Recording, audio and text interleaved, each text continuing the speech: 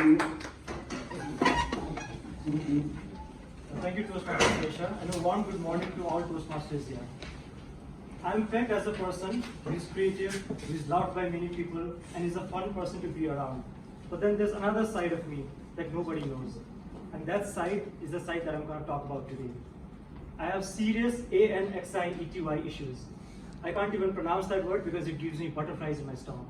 But it's the kind of butterflies that, makes you vomit, not the kind of butterfly that you get when you see a crush walk down the path. So I'm going to talk about what gives me anxiety. And that's one of the reasons, the term is one of the reasons why I've always been an average kid throughout my life.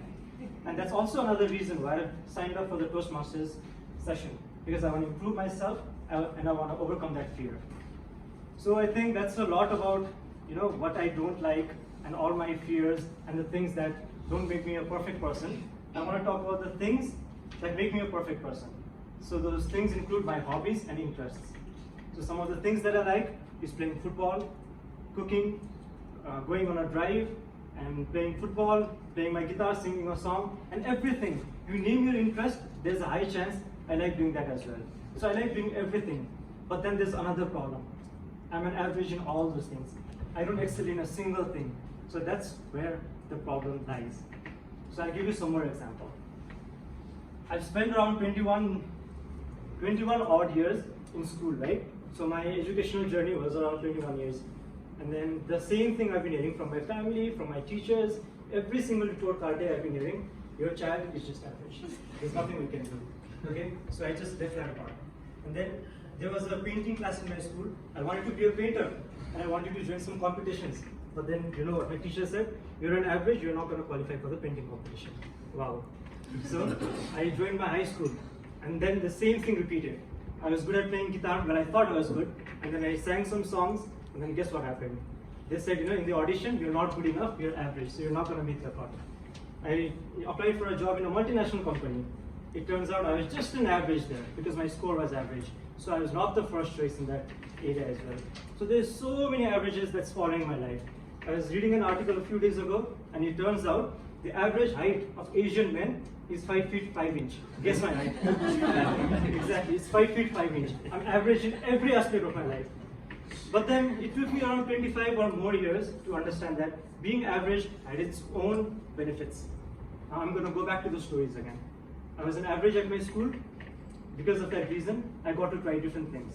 If I was best at football, I'd probably spend my time playing football throughout the day. If I was best at painting, I devote my time at painting. But instead of doing that, I spent all my time doing certain things at a time. So that made me average person, but one of the best students in the class. So that I'm happy about. Moving on to the painting session. I'm not the best painter, nobody recognizes me, but then when a kid comes to my home and I start drawing some crayons with them, you know what they say?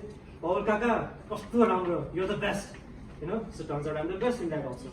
Now moving on to high school. Whenever there's a family function, whenever there's a karaoke session, whenever there's a barbecue, my parents come to me, my friends come to me, wait, play a song, we love your voice. See, turns out I'm the best in that as well. So it doesn't really matter. And when it comes to multinational companies, I was not the first choice, but then apparently I was the best choice. And I got selected in that company.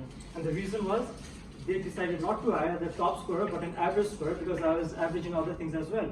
I was charming, I was fun to talk to, and they said, I had a good characteristics. And those are the things that they appreciated. And such appreciations are needed in your life. Now, moving on to other things. There are so many people in this life that say, Paul, you're average.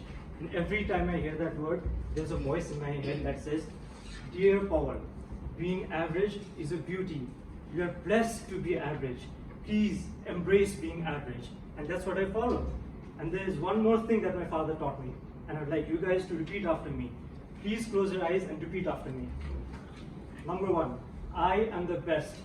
I am the best. Number 2, I was the best. I was the best. Number 3, I will always be the best. I will always be the best. So these are the 3 formulas that I always follow. And whenever I feel like I'm an average kid, I just think of those things, I close my eyes and I repeat these things, and then I understand, wow, I'm not just an average person, I'm the best person.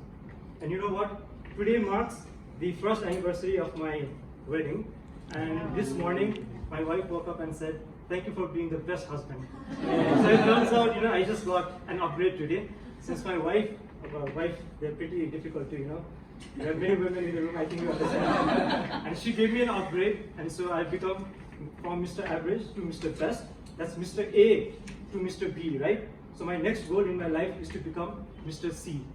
Any guesses what that C could be? Cute. I want to be Mr. Cute. So that's it. Thank you so much.